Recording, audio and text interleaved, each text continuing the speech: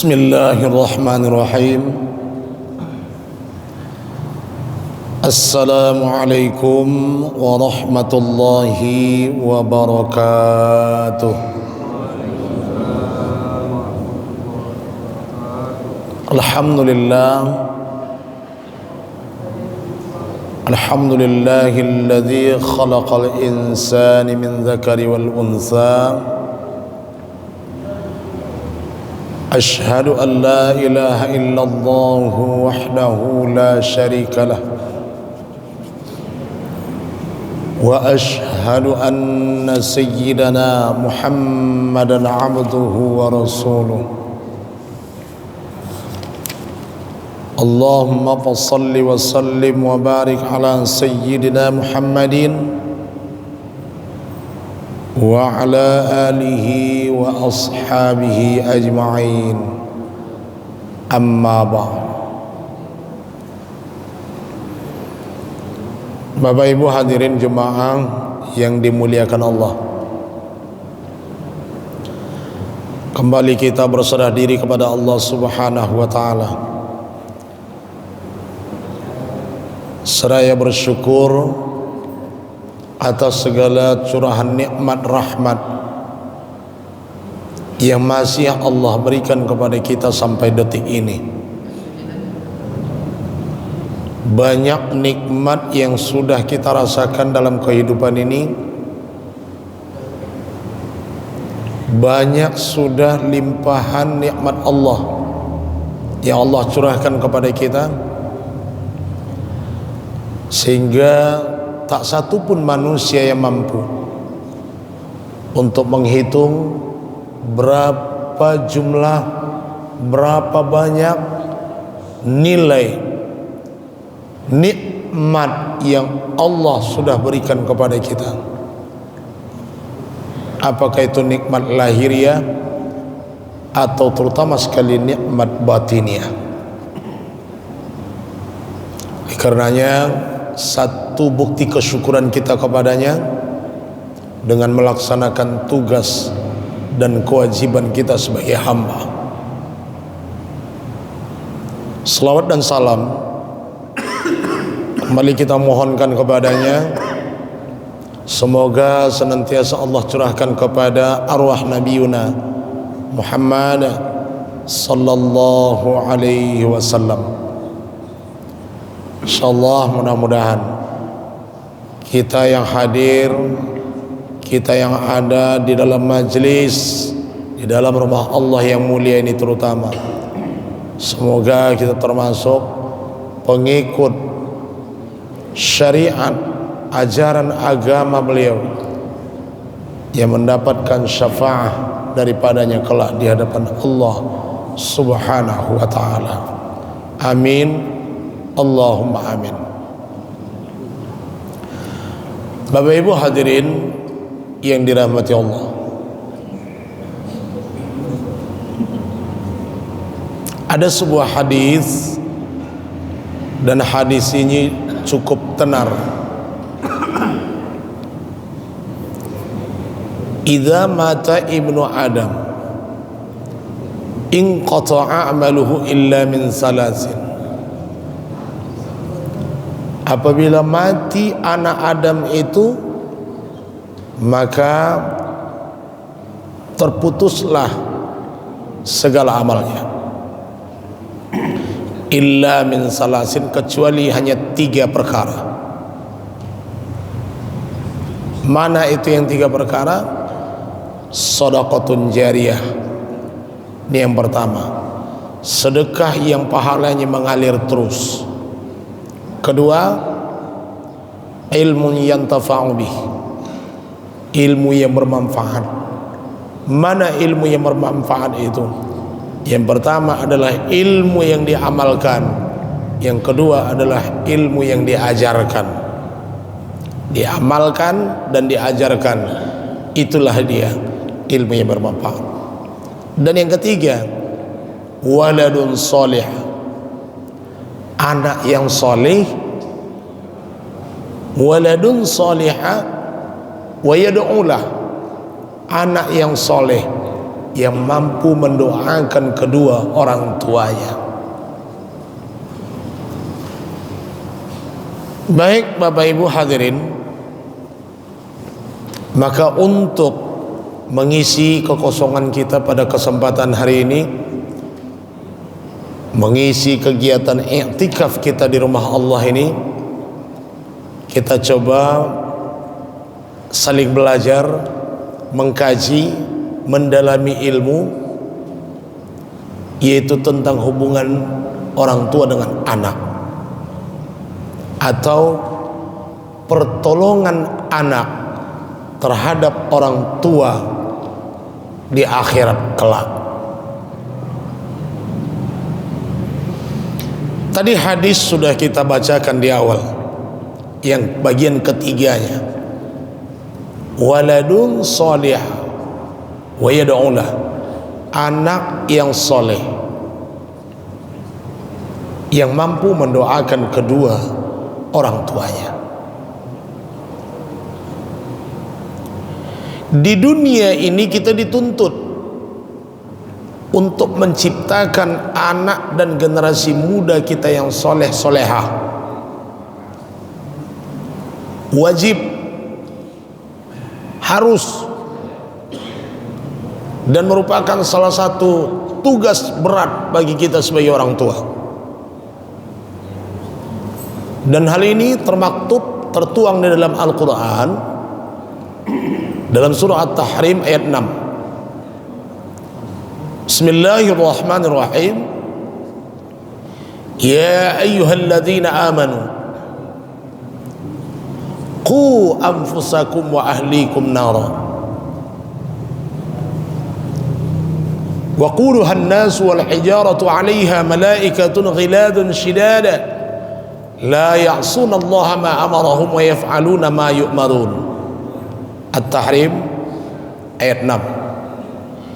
Yang dimaksudkan, ya ayyuhalladzina amanu qu anfusakum wa ahlikum nara, hai orang-orang yang beriman, pelihara, selamatkan dirimu, wa ahlikum, dan keluargamu.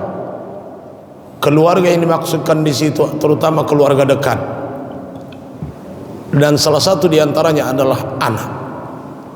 Wa ahlikum nara, dari siksa api neraka, dari jurang api neraka.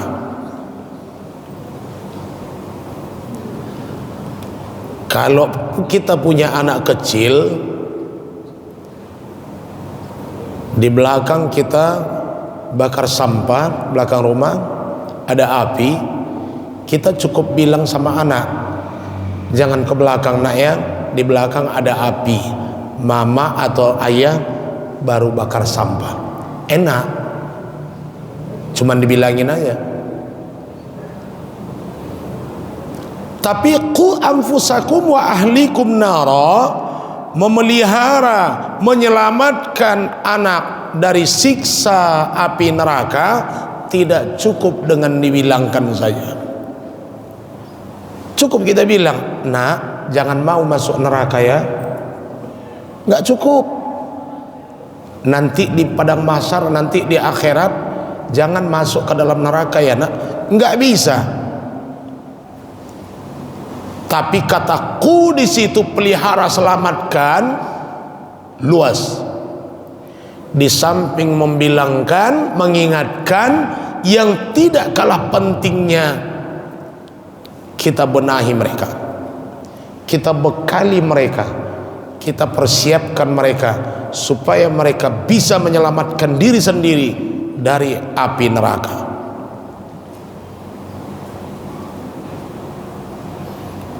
Nah, itu tugas kita, kewajiban kita sebagai orang tua. Itu di dunia. Kenapa sangat dituntut oleh Allah? Besarnya kewajiban kita, besarnya beban kita untuk menyelamatkan mereka ini dari jurang api neraka, karena nanti di padang mahsyar, nanti di akhirat Bapak Ibu, luar biasa besarnya pertolongan mereka terhadap kita sebagai orang tua. Luar biasa. Ini yang mau kita kupas pada pagi hari ini. Di dunia ini kita benahi dan kita bekali mereka. Di akhirat aman kita diselamatkannya. Namun sedikit timbul permasalahan, timbul pertanyaan tentang hadis tadi, waladun solihah wa yad'ulah, anak yang soleh yang mampu mendoakan kedua orang tuanya. Maka muncul masalah, Ustaz, cemana lah aku mau dapat bantuan anak soleh, cemana aku mau dapat pertolongannya nanti di padang mahsyar, sampai menikah, sampai wafat tak nikah-nikah. Ada juga menikah sampai wafat tak punya anak. Berarti aku nggak dapat dong. Maka muncul lagi permasalahan baru. Kalau aku nggak dapat, bapak ni dapat, bapak ni dapat, berarti Allah tu tidak adil. Kok aku nggak dikasih, padahal aku udah berusaha, aku udah punya istri, aku udah punya suami. Sementara bapak ni, ibu itu sama, punya istri, punya suami. Kenapa dikasih Allah anak soleh, anak soleha, aku tak dapat? Baik, Allah tu adil. Waladun solihah, anak yang soleh yang dimaksudkan di situ ada 3. Yang pertama, anak yang wafat di bawah umur balik atau sebelum dewasa. Kalau ada anak kita, mohon maaf Bapak Ibu, ada anak kita meninggal, dia belum balik, maka ini salah satunya penghuni surga, dan ini salah satunya yang akan memberikan pertolongan kepada kita kelak di padang mahsyar. Apa pertolongannya? Nanti akan kita ungkap. 1, Ustaz, anakku 5 sampai sekarang masih hidup, udah pada berkawinan, nggak ada pula yang mati waktu kecil. Jangan sedih. Ini yang kedua, anak soleh solehah yang dimaksudkan di situ, kalau dia tidak wafat sebelum balik, setelah dewasa sampai sekarang dia udah dewasa semua, inilah dia yang kita bacakan ayatnya tadi, surah At-Tahrim ayat 6 tadi. Mulai dari kecil kita benahi, kita bekali dia, kita ajarkan dia pendidikan agama, kita didik dia, kita ajak dia untuk sujud ibadah kepada Allah. Ini yang kedua. Yang ketiga apalagi? Yang ketiga yang tak punya anak tadi, atau yang tak nikah tadi, belum sempat dinikah udah meninggal.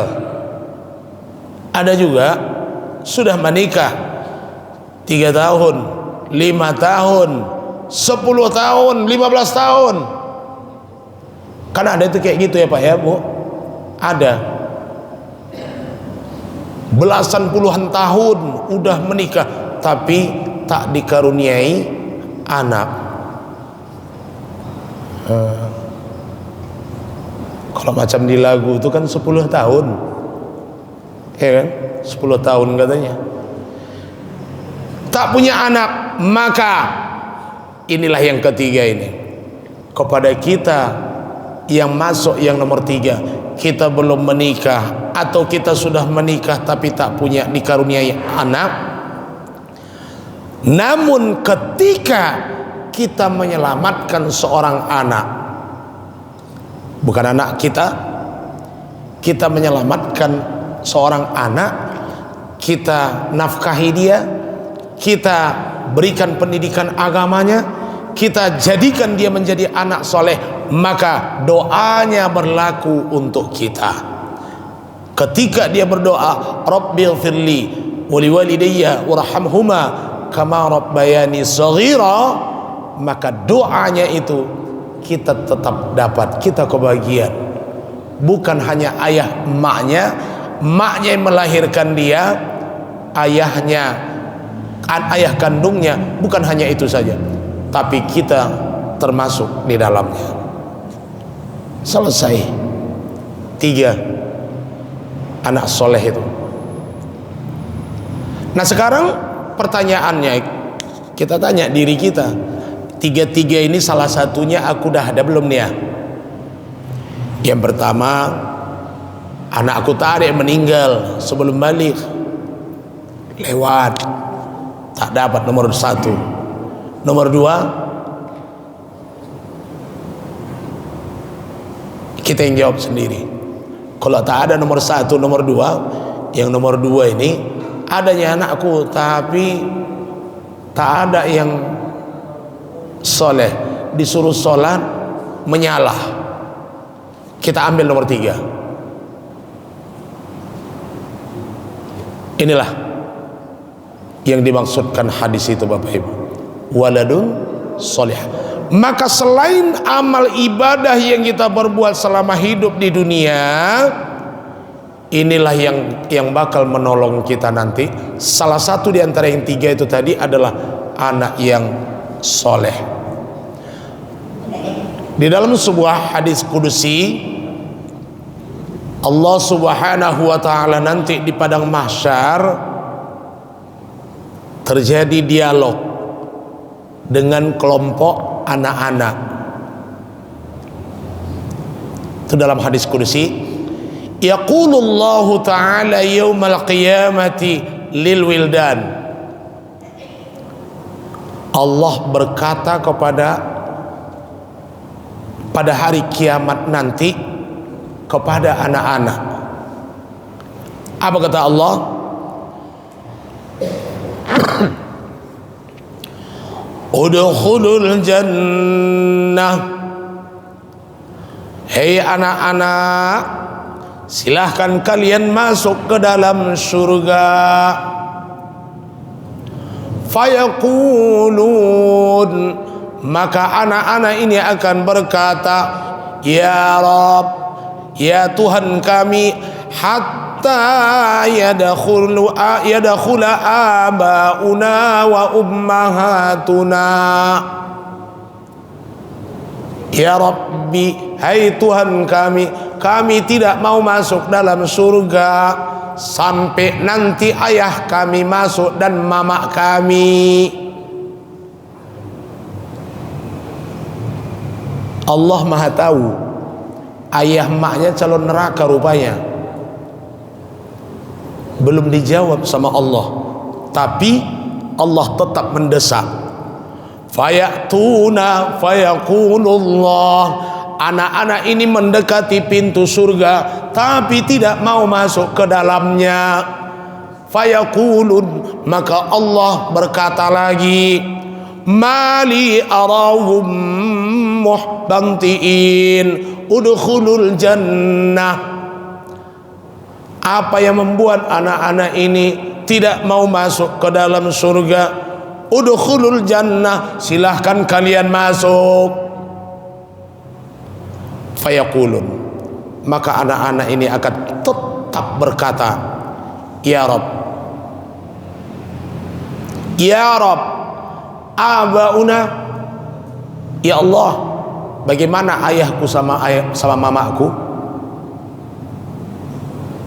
Fayaqul, maka Allah memutuskan, udkhulul jannata antum wa abaukum. Baik, kalau begitu silahkan kalian masuk ke dalam surga beserta ayah dan emak kalian. Masya Allah. Udah punya kita Pak? Bu?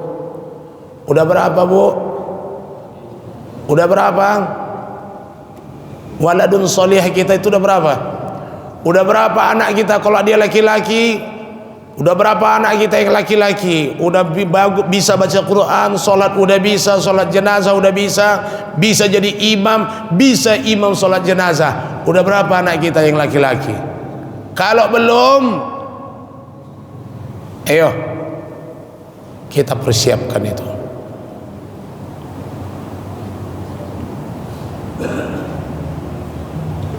Ini kata Allah, anak-anak tuh nggak akan mau masuk surga dia nanti kalau bukan didampingi orang tuanya.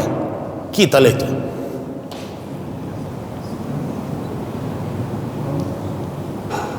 Disuruh pun masuk surga tuh tak mau.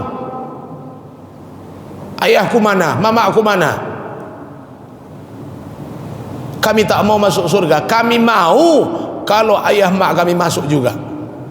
Karena ini anak adalah anak surga, nggak layak dan pantas masuk neraka, maka calon neraka ini yang Allah selamatkan. Ayah maknya yang diselamatkan. Ya udah, masuklah kalian sama ayah mama kalian. Luar biasa Pak ya, bukan tanggung-tanggung. Capek kita di dunia ini. Ini kadang tidak, mohon maaf. Capek kita nyekolahkan anak, mendidik anak, membesarkan anak.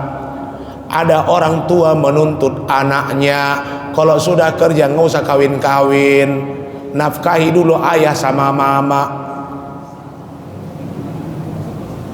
Apalagi anak perempuan pula, nggak usah kau nikah dulu. Kau kalau udah nikah nanti udah nggak bisa lagi mama Arab, nggak bisa lagi ayah Arab itu. Karena kau udah ikut suamimu, maka jangan dulu menikah. Hitung-hitungan sama anak. Padahal ada yang lebih besar nanti di akhirat, bantuan anak nih kepada kita. Itu jauh lebih besar. Tak ada lagi yang lebih besar dari itu dah. Digeretnya kita ke dalam surga, apalagi yang lebih besar dari itu? Nggak ada. Kalau di dunia ini kecil, habis uang kita puluhan juta, ratusan juta mengkuliahkannya, perempuan terutama, menikah dia dengan seorang laki-laki, maka tak lagi kebagian kita. Udah nggak apa-apa, jangan dituntut. Ada yang lebih besar nanti di padang mahsyar, nanti di akhirat, itu jauh lebih besar. Bapak Ibu hadirin yang dirahmati Allah. Jadi ini yang tiga tadi, anak yang tiga tadi. Nah kemudian itu yang pertama.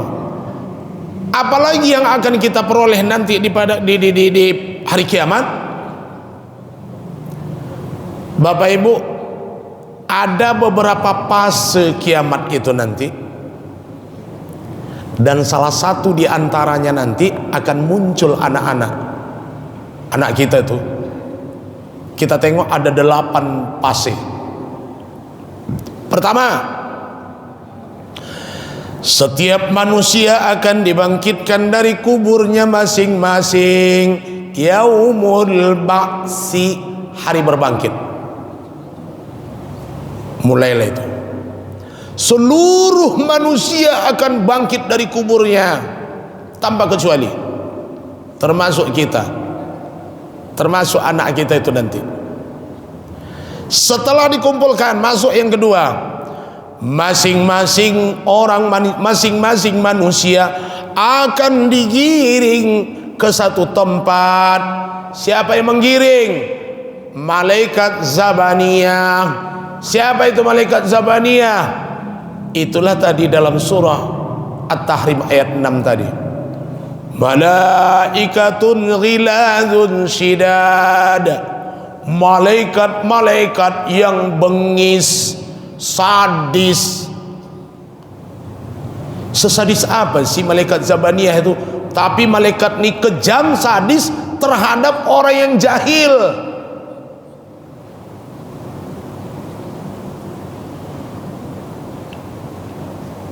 sekejam atau sebengis apa malaikat Zabaniyah itu?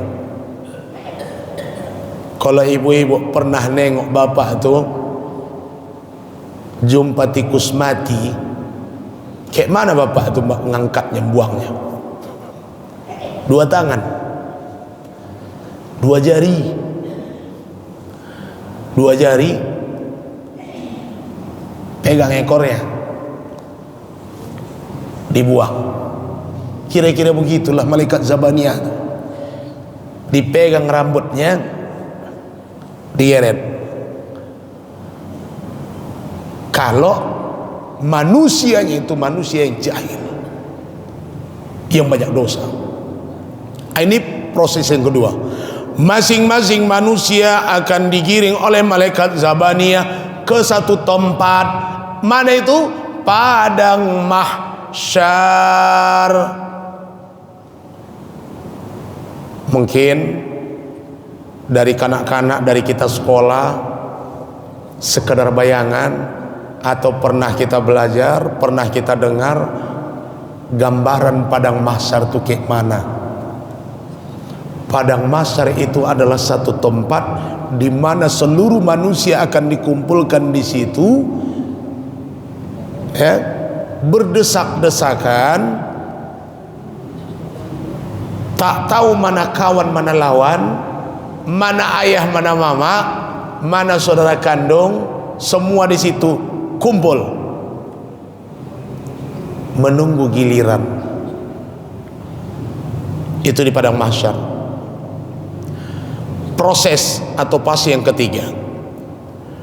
Fase yang ketiga, setelah dikumpulkan manusia di satu tempat di padang mahsyar, maka Allah akan terbitkan matahari.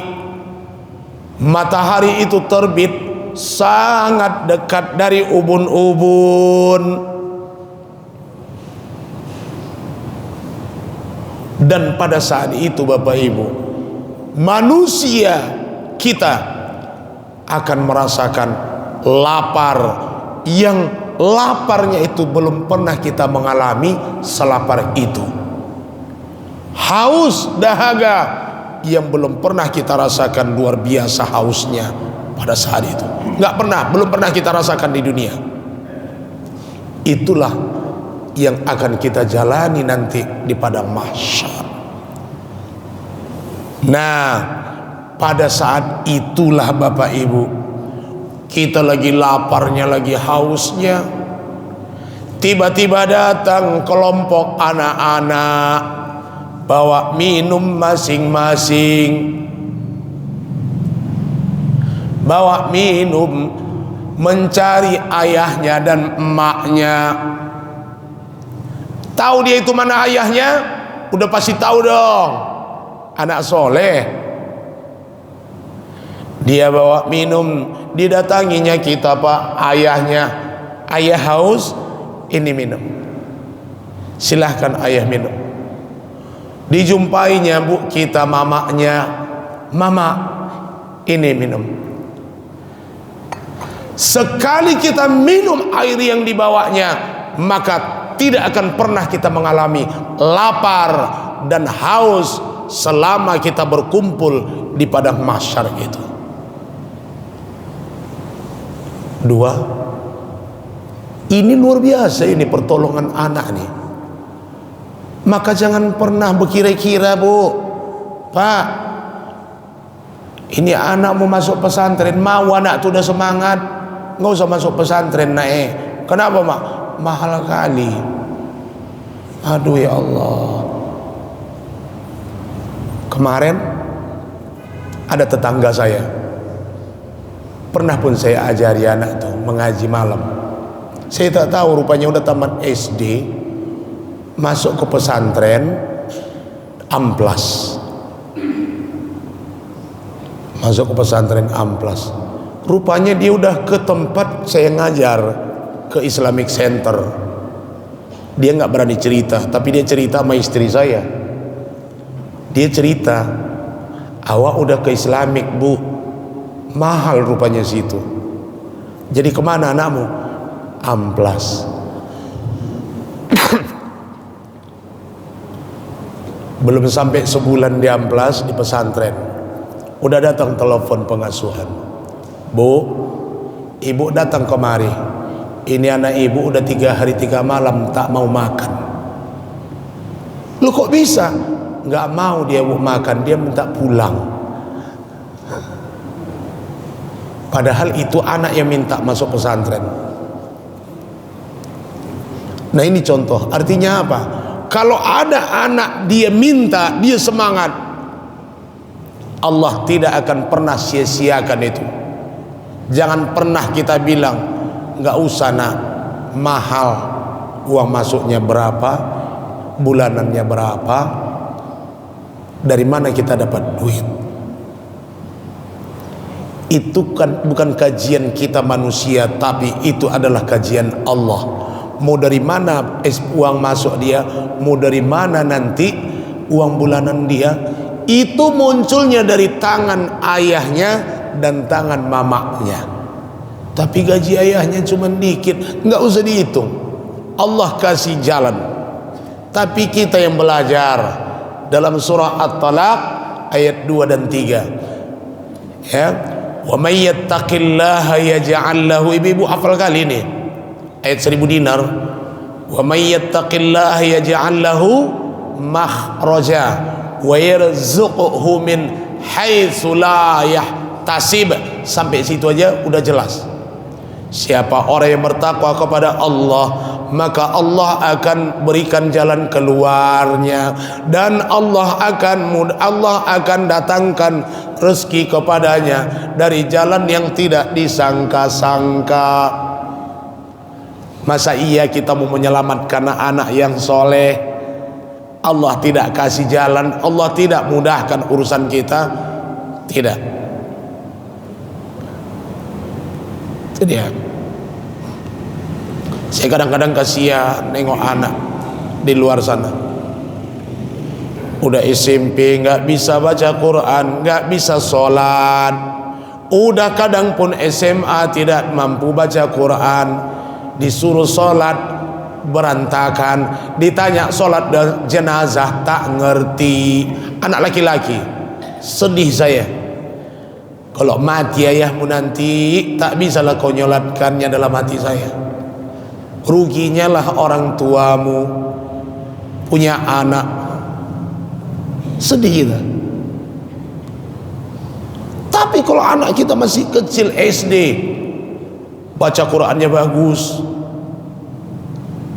disuruh sholat bacaannya lurus, gerakannya betul, suruh sholat jenazah tahu gerakannya, hafal bacaannya, insya Allah ini anak ntar lagi kalau udah balik bisa jadi imam.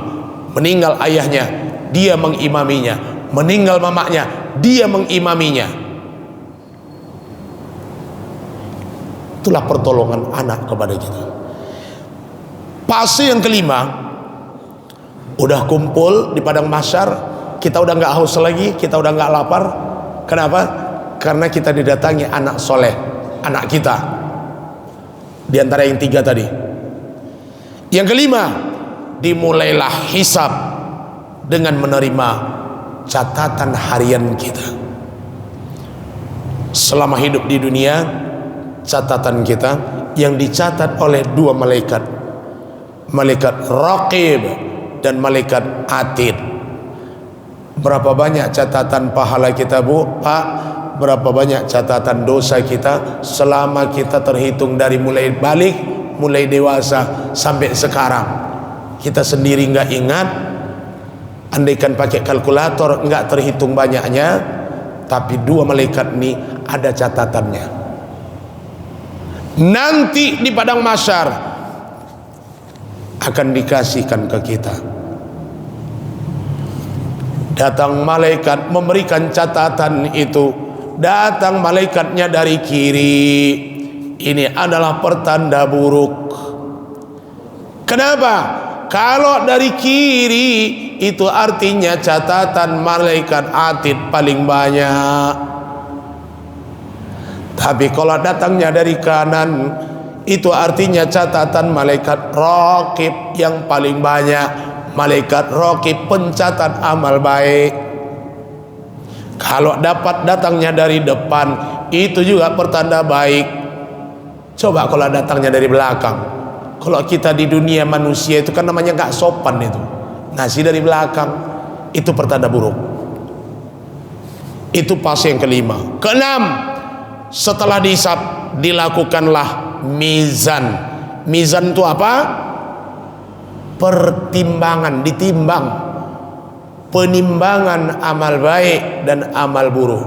Penimbangan dosa dan pahala. Disitulah Pak salah satu syafaat Nabi Allah Muhammad sallallahu alaihi wasallam yang kita dapatkan insyaallah. Begitu ditimbang, ini dosa, ini pahala. Begitu dinaikkan ternyata lebih berat dosanya. Untuk menambahkan ini bagaimana? Inilah syafaat Rasulullah.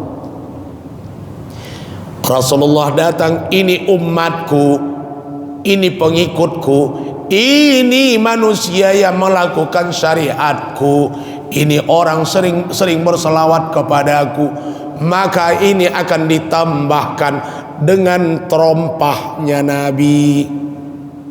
Supaya apa? Supaya pahala ini berat. Akhirnya terbalik, lebih berat pahalanya daripada dosanya. Inilah bukan tanggung-tanggung syafaat yang Nabi, yang kita harapkan itu syafaat dari Nabi. Makanya jangan malas-malas, jangan pernah berpikir panjang untuk berselawat.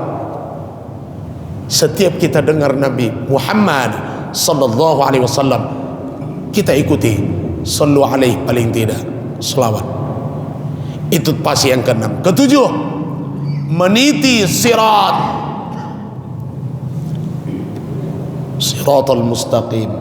Sirat itu artinya jembatan, titi. Semakin banyak pahala, maka semakin besar titi itu. Semakin besar lagi, semakin banyak pahala, semakin besar lagi jalannya. Bukan titi lagi, tapi jalan besar. Ada yang gagal, ada yang selamat. Yang gagal masuk neraka, yang selamat lanjut. Berapa lama masuk neraka? Tergantung pahala, tergantung dosa. Berapa banyak dosanya hidup di dunia. Nanti setelah selesai barulah dibangkitkan kembali. Itu pasti yang ke-8. Kalau memang sudah bersih, dalam artian tidak ada lagi dosa, barulah melewati sirat itu tadi dengan selamat. Pada saat itulah Bapak Ibu, pertolongan anak kepada kita. Ketika kita akan melewati sirat, belum bisa kita melewati karena dosa masih ada. Lagi-lagi muncul anak kita. Itulah yang dimaksud Allah dalam hadis kudusi tadi. Nggak mau masuk surga kalau kita tak ikut ayah emaknya.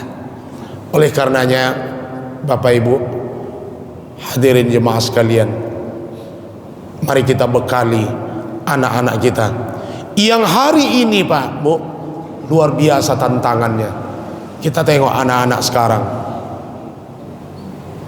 dewasa sebelum waktunya. Dulu kita, zaman kita anak-anak tahun 70-an ke bawah, apa yang kita lakukan masa anak-anak?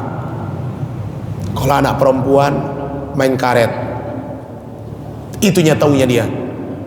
Pulang sekolah masak-masakan, ambil batok kelapa banyak-banyak, pecah, itulah jadi piring. Itunya kerjaan dulu. Laki-laki pulang sekolah apa yang dilakukan? Main gambar, main mobil-mobilan, motor-motoran. Sekarang pulang sekolah main HP. Ketawa sendiri. Ketawa sendiri. Buka HP, diam berjam-jam.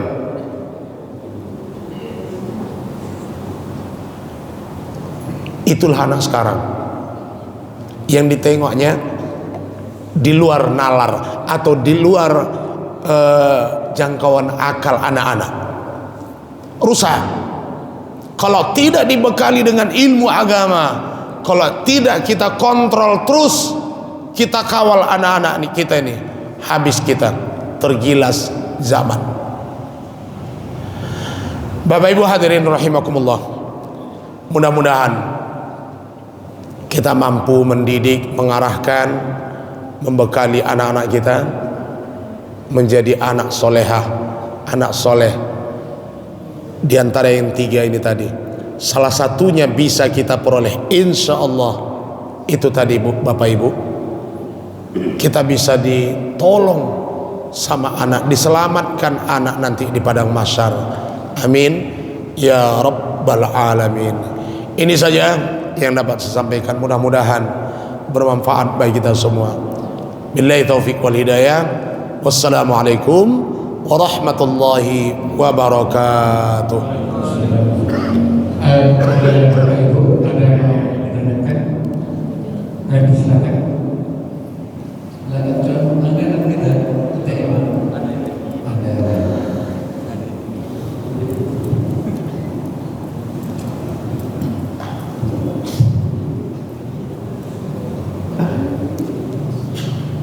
Assalamualaikum warahmatullahi wabarakatuh. Waalaikumsalam warahmatullahi wabarakatuh. Terima kasih Ustaz atas pencerahannya di sumber ini. Mengenai berbicara masalah anak Ustaz, itu memang masalah yang sangat kompleks sekali Ustaz, apalagi anak-anak pada masa sekarang.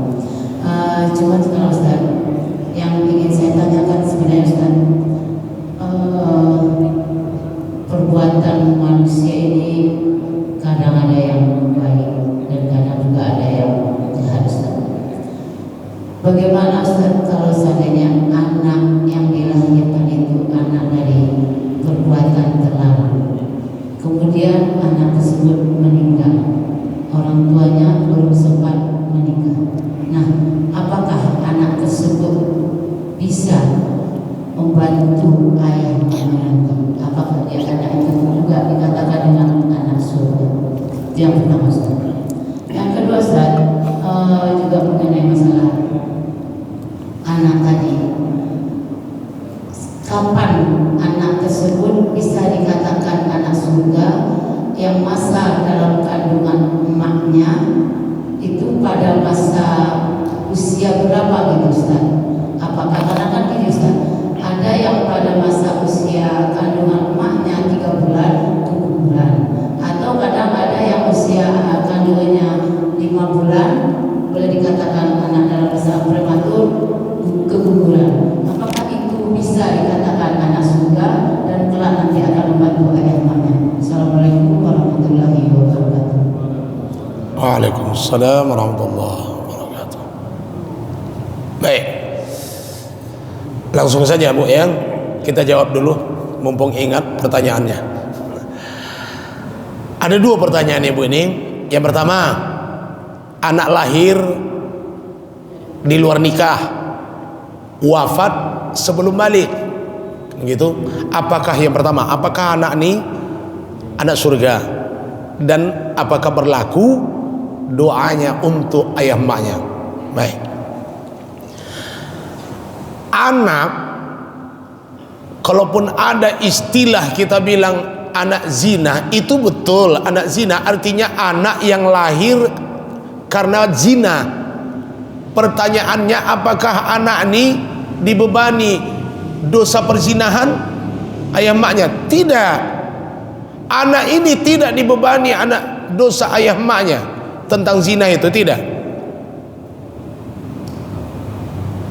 Sampai ada yang bilang dulu, saya nggak sepakat itu. Ketika ada anak laki-laki dia lahir di luar nikah, nggak boleh jadi imam. Allahu Akbar. Jadi kalau dia menikah nanti punya istri, punya anak, siapa imamnya? Istrinya. Kapan dia mengimami istrinya sholat? Anak ini jangan dibebani. Anak itu anak ini tidak dibebani dosa tentang itu. Ayah maknya, ada ayah maknya yang dibebani dosa itu. Kalau bahasa sederhananya, ya orang pula kalian buat, ya ada laku, kan gitu kan. Coba kalian nggak buat, ya nggak ada. Kan bahasanya itu bahasa ininya kan, nggak sabaran kalian.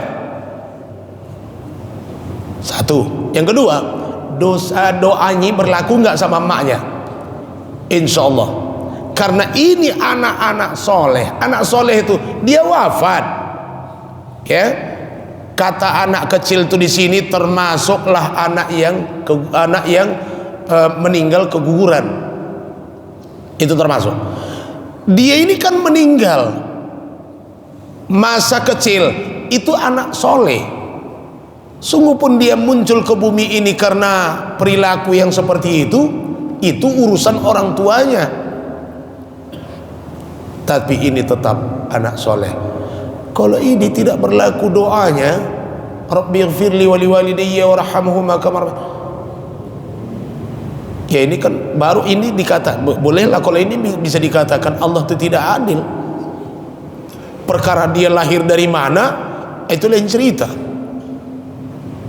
Sedangkan anak orang lain saja diangkat, kita kasih pendidikan, kita kasih nafkahi, kita nafkahi dia jadi anak soleh, doanya berlaku untuk kita, apalagi anak yang kita lahirkan.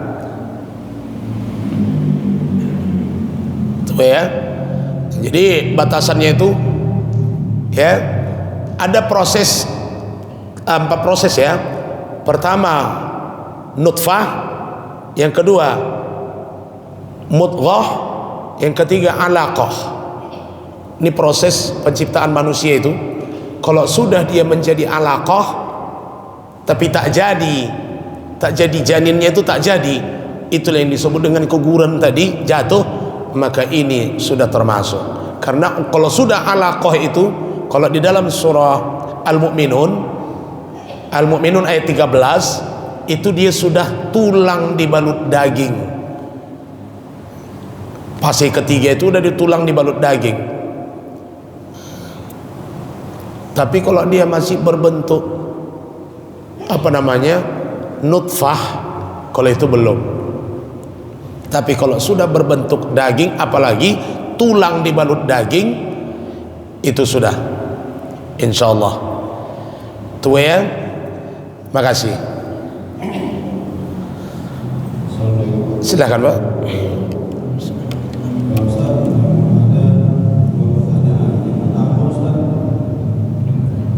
Kita selama hidup di dunia belajar agama, beramal, tapi di akhir hidup kita ada manusia itu akhir hidupnya suul khotimah.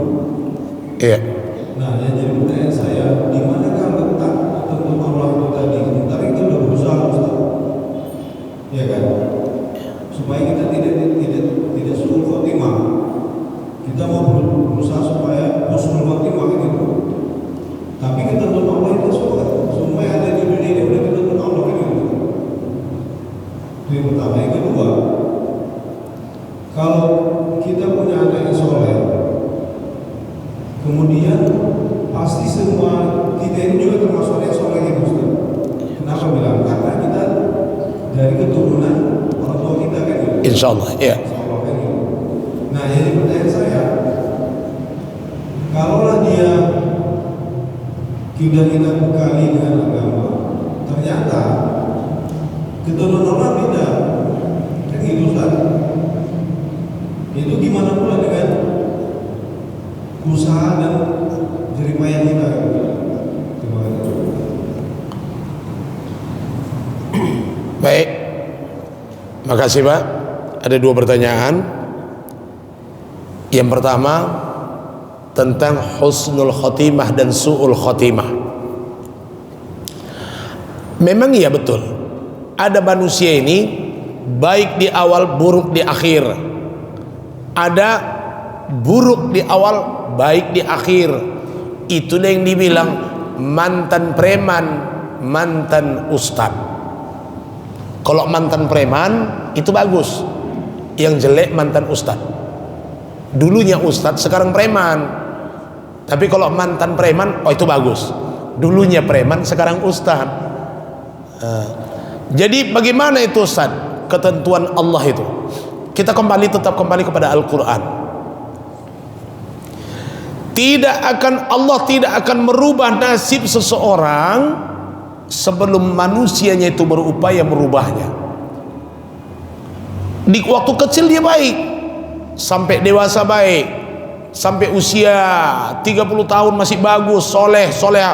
Begitu menjelang kematiannya, kira-kira 10 tahun, 5 tahun sebelum wafat, jadi jeleknya itu jadi jahat, udah mau maling, mau rampok.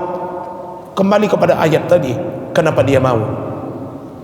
Allah tidak akan merubah kecuali dia sendiri yang merubah dirinya. Kenapa dia mau merubah dirinya? Allah kasih jalan. Allah tuh kalau kita berupaya untuk baik, Allah kasih jalan. Kita berusaha untuk yang jahat, Allah juga kasih jalan. Yudillu may yasha'u wa yahdi may yasha'. Kalau kita mau yang jelek, dikasih Allah jalan. Wa yahdi may yasha'. Kalau kita minta yang baik, dikasih Allah jalan. Kalau begitu, yang ini tadi yang su'ul khotimah, tadinya dia bagus awalnya. Kenapa dia tidak mempertahankan itu? Dia di akhir hayatnya dia berkawan sama orang jahat. Akhirnya terpengaruh. Coba dulu, akhirnya ketagihan. Lanjut. Akhirnya udah jadi kebiasaan sampai wafat. Maka ketika dia mengembuskan nafasnya, dia matinya su'ul khatimah. Tapi jangan ditanya masuk surga enggak dia ini. Itu kan urusan Allah. Amal ibadahnya ada, apakah ini berlaku, itu urusan Allah. Tuh. Bagaimana dengan anak? Ini pertanyaan kedua. Bagaimana dengan anak?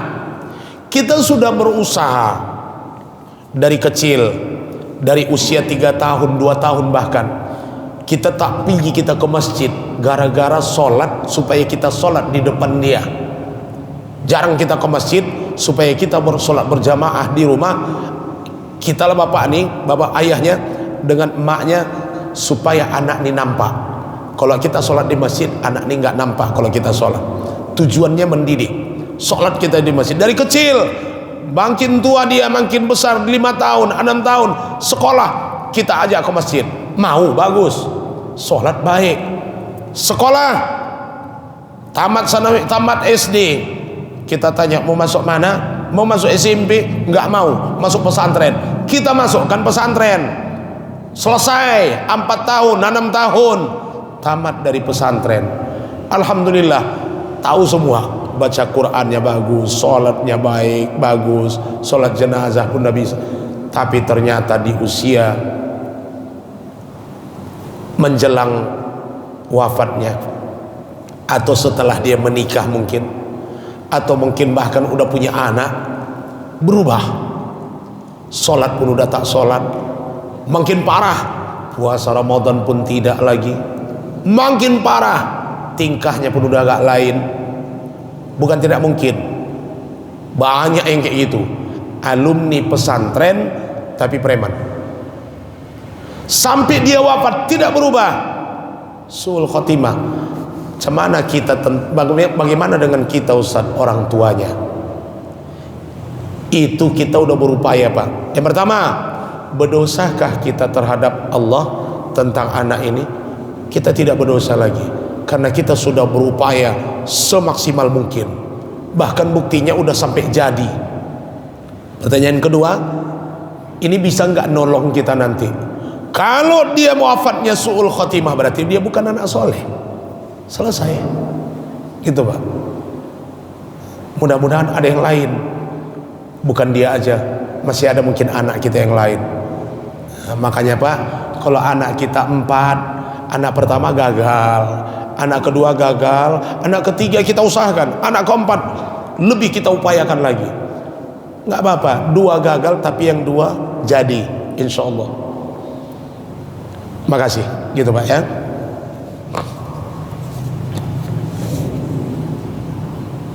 lagi Pak, Bu, kalau nggak ada kita tutup udah lewat. Lagi Pak yang sebelah sana ada? Oh ada kita ya. Baik Bapak Ibu hadirin jemaah sekalian, di penghujung pertemuan kita pada pagi hari ini, mari kita bermunajat kepada Allah. Semoga Allah ampunkan dosa-dosa kita. Semoga pertemuan kita pada pagi hari ini merupakan pertemuan yang mendapat ridho, nikmat dan rahmat dari Allah Subhanahu wa taala.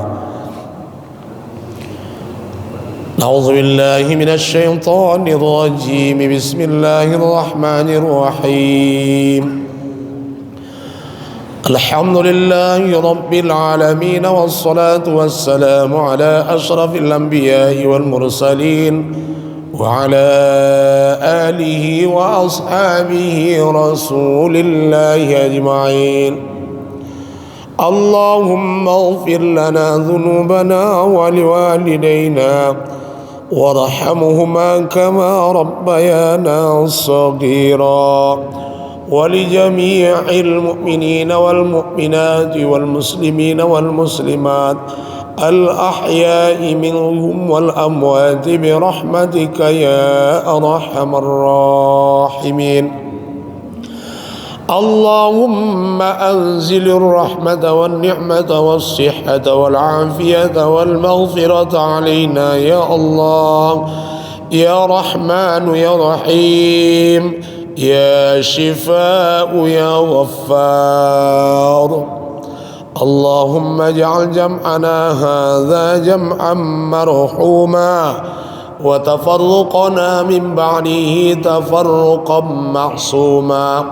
اللهم ربنا زدنا علما وارزقنا فهما برحمتك يا ذا الجلال والإكرام. ربنا آتنا في الدنيا حسنة وفي الآخرة حسنة وقنا عذاب النار. وصلى الله وسلم عليه والحمد لله رب العالمين. تقبل الله منكم.